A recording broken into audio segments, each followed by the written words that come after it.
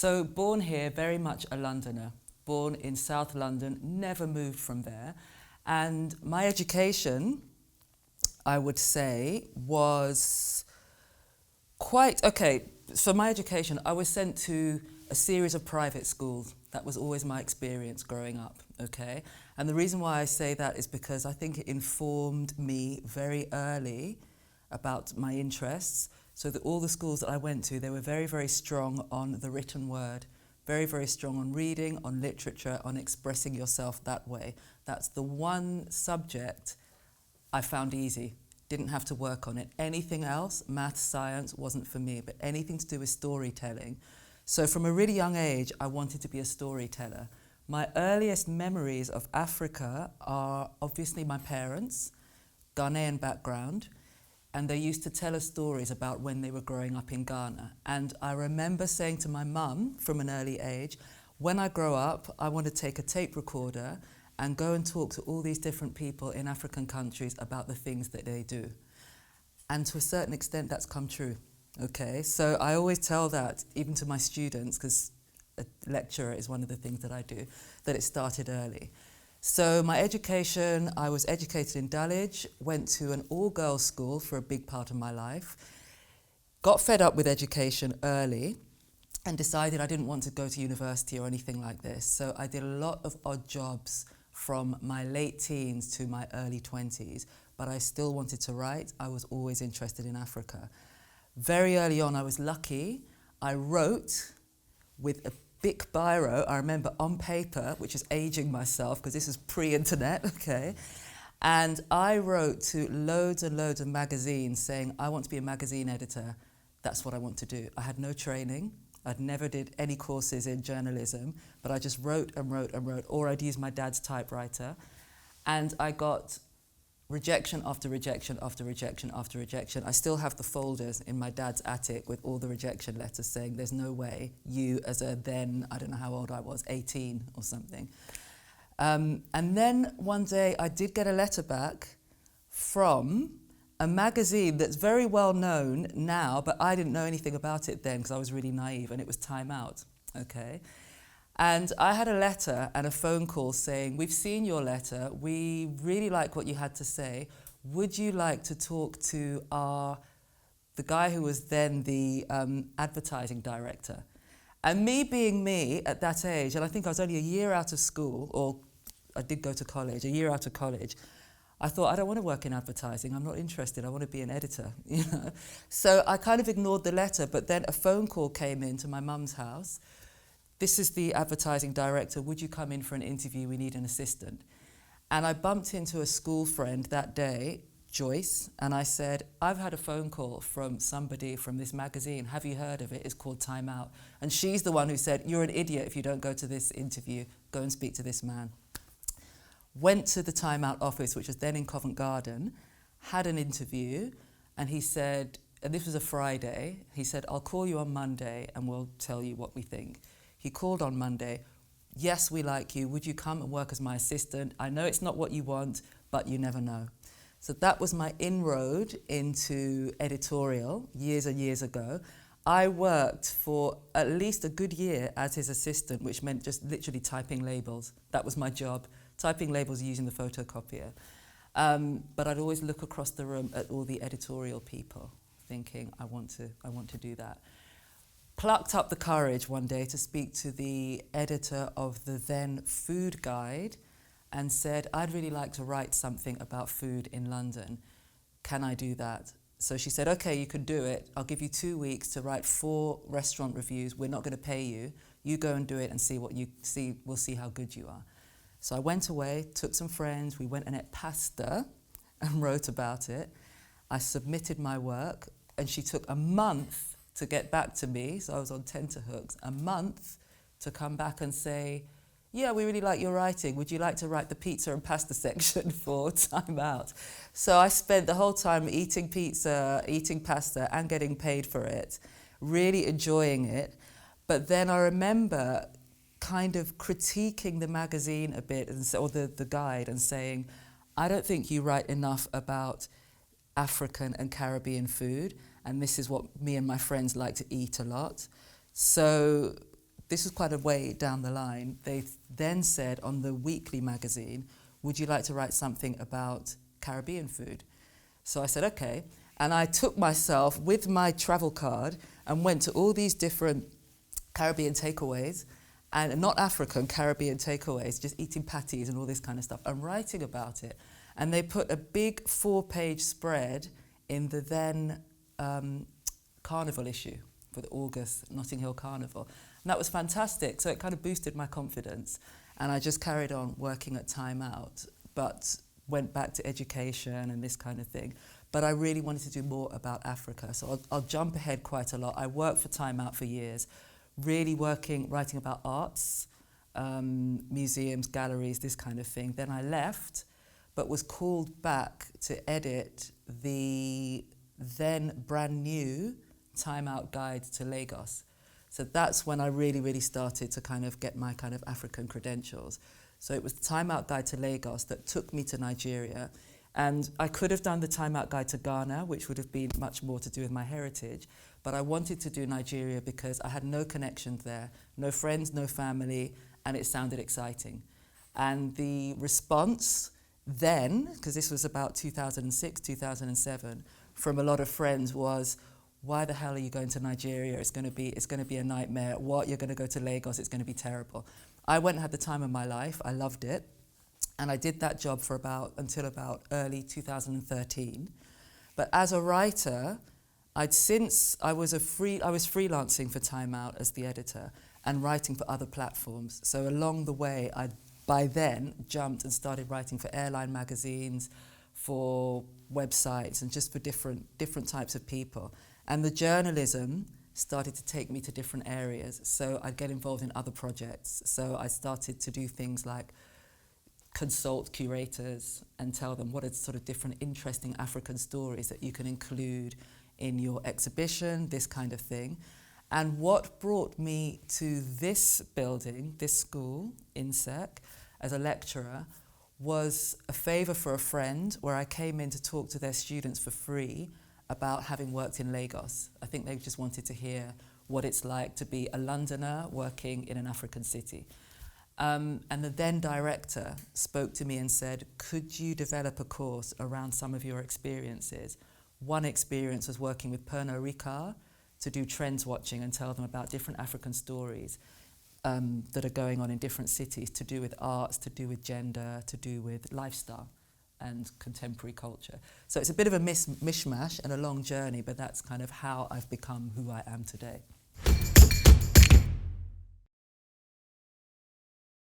I'm very much aware of the fact that I'm a diasporic African, okay? I'm a Londoner, and so my perspective is obviously not the same as someone who's grassroots on the ground. But what I've enjoyed is working and bringing content to people who are sort of fairly mainstream, usually within the cultural arena. So someone that I've been doing kind of work with off and on for the last 6 years is the British Council. Okay, so they're not commercial in the same way that Pernod are, but their needs are quite similar. So if I go back and look at, say, Pernod, for example, they already have a presence in Africa, as do lots of other drinks brands, be it Guinness or whoever it is. When I was first approached by Pernod, it was because I'd worked in Italy on the Milan Design Week as a consultant for a week-long exhibition. And they heard about it, they looked at who the players were, and I was one of them. So they asked me to develop a private blog talking about some of the trends in 7 African cities.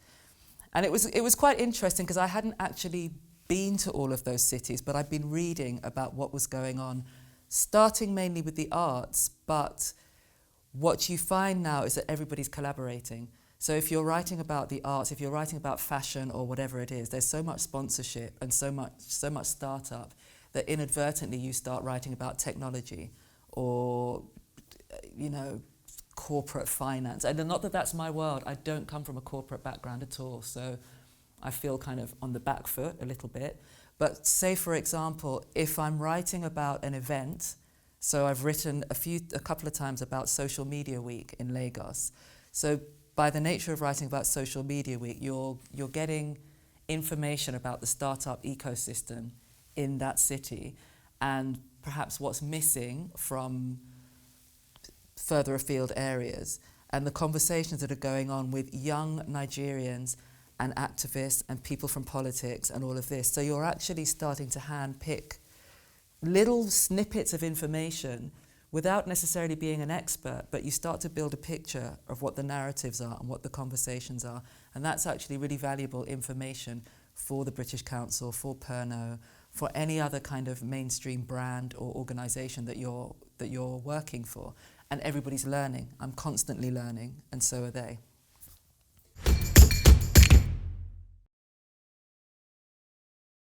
I see it sort of as a follow-on to what was already being said. I mean, when we're talking about, you know, some of the major things like the youth population, I think that's such an exciting, you know, focus to have. You know, if we're talking about the continent as a whole and the amount of people under 25 or wherever you want to pitch youth, whatever youth means to you, these are kind of like the peer-to-peer movers and shakers and the innovators and the influencers.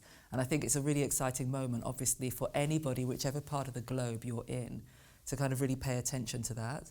And I also think for somebody like me who is interested in the continent, and it's easier for me to understand it from the creative point of view, because those are the questions I naturally ask, I think it's really also, for someone like me who writes, it's also important to make sure I'm not just writing about the creative side and to tap further into the newer conversations about Bitcoin, about blockchain, and so on. These are things that I don't feel yet quite knowledgeable about, but there are plenty of people like me who want to be knowledgeable. So I'm really interested as a writer to be able to sort of take some of that information and disseminate it to a wider audience, maybe in layman's terms, because everything crosses over, everything interacts, and there are going to be new forms of funding for people who are in the arts in African areas where they don't have what we take for granted over here, you know, funding streams, whether it's the Arts Council or the British Council, whoever it is, who will kind of parent, if you like, the kind of artistic world. You really, really do have to do it by yourself if you're in Nigeria or so many other countries.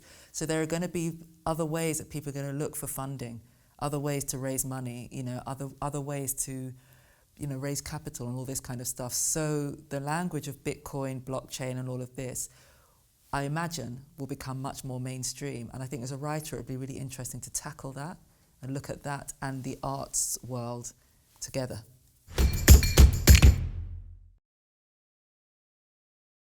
I'm often asked to write about certain people and certain areas, and you're right, there is a kind of element of privilege around where the focus is, if you see what I mean. I think, and often it's the alpha cities that get the focus, but there are other sort of towns and newer cities, because, you know, certain places are overpopulated. So I really hope that the focus, like for example, there's a project I'm trying to push with the British Council, and I would like to focus on some of the places that aren't spoken about as much, you know, and there are certain places that you can't necessarily get to because it may not be safe, Central African Republic, places like this, but sort of maybe some of the smaller towns where they also have a youth population that are kind of financially on the margins, I would imagine. And I think it's, you know, we're already, you know, I was listening to terminology. If people aren't understanding the full definition of what internet means, you know, and what access means and what accessibility means, there's kind of basic level work that needs to be done in terms of semantics so people actually understand fully what you don't have access to.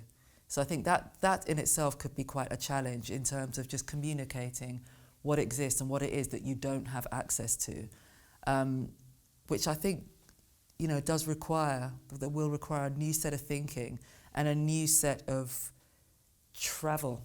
You know, it's a huge continent. And also the other thing I'm really interested in is kind of putting together more of the regions, because it's really easy. And I know I've had more focus in the West and the English-speaking western side of Africa, but I'm also really equally interested in what's going on above the line. So, you know, the Northern African regions, and seeing what people can learn from each other. So I think some of the challenge is also introducing certain Africans to each other, as within the continent as well as outside, so that you don't create this world that's too much being led by the voices, if you like, of people like me who are not even living on the continent, or people in the alpha cities who maybe don't have access but still are much better recognised and have more resources than some of the other places. You know, it's 54 countries, and within that you've got all these cities and towns and fantastic minds that are not being spoken to. So I think it's a geographical, so sort of geopolitical trends, I hope, start to shift. People who sort of work in technology or corporate finance will probably know this more than me, but yeah, obviously I'd love to see a lot more women's voices in terms of, you know, opinions about, you know, finance and technology and all of this. I remember doing a workshop, this is about 4 years ago in Johannesburg, very, very casual, and I had a table full of young so-called born frees who'd been born after 1994, post-apartheid. And a lot of the questions they asked were very much around how can they be recognised outside Africa? How, you know, what is it that other people want from them? And I remember turning it around and saying, God, you guys have got all this information that people are clamouring to get and getting paid for your information, and you should be getting paid for it. So don't think that it's all outside. You have all this stuff that you can be teaching us, and you're 19, 20, 21 years old, all of this. So I think I'd definitely like to, for me as a writer, I would definitely like to bring more young African voices to the surface. It does happen anyway, you know, there are a lot of people blogging, a lot of people on Twitter, a lot of people doing amazing things to each other, but I think there are kind of further steps that could kind of be taken there. And in terms of evolving as a writer myself, I'll always be interested in the arts. I'll always want to write about what's going on in terms of visual arts, photography, architecture. These are kind of my passions, and design. But I think to engage more with finance, fintech, the corporate world and what's going on in Africa is how I'm personally going to evolve, because I'll have to ask more difficult questions and make the links that way. For me, I mean, there's never really been a time where I'm sort of shaking my fist and saying, oh, I'm a woman, I don't. But then I think it's because of the nature of the way I work. I work very independently as a writer, so you're kind of cerebral and you're in your own head. And again, I've never worked in a corporate environment. So, and I remember the first time I went to Lagos and I was sent there, and I travelled alone.